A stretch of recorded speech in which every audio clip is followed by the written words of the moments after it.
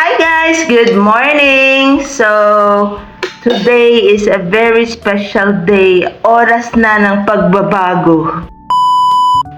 Ayan, so what I have here, boiled egg with mozzarella cheese. Ayan. Mozzarella cheese. Side na yung gulay natin, guys. For the side na lang. Hindi na siya yung main character ng ating pagkain. Kasi yung priority na natin ngayon, yung mga taba. Ayan. So, noon, akala natin, kalaban natin itong mga pagkain na to. Mga taba-taba.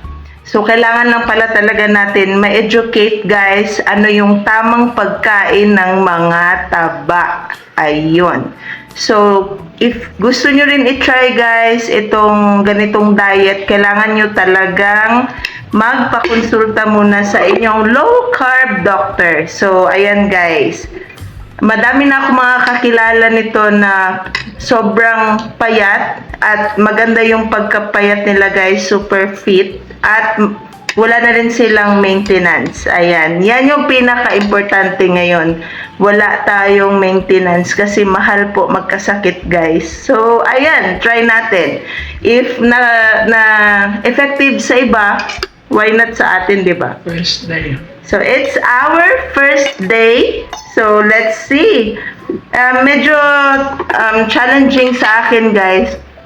Kasi, hindi na ako gaanong nagamit. So, ngayon, baliktad. Ngayong araw, kakain tayo ng madaming taba. Ngayong araw, mag-uumpisa na magiging main kakainin yung mga taba at mga karne. Yun, guys. So, let's see. Sana makayanan natin hanggang sa ilang days pa, guys. So, yun lang. Bye!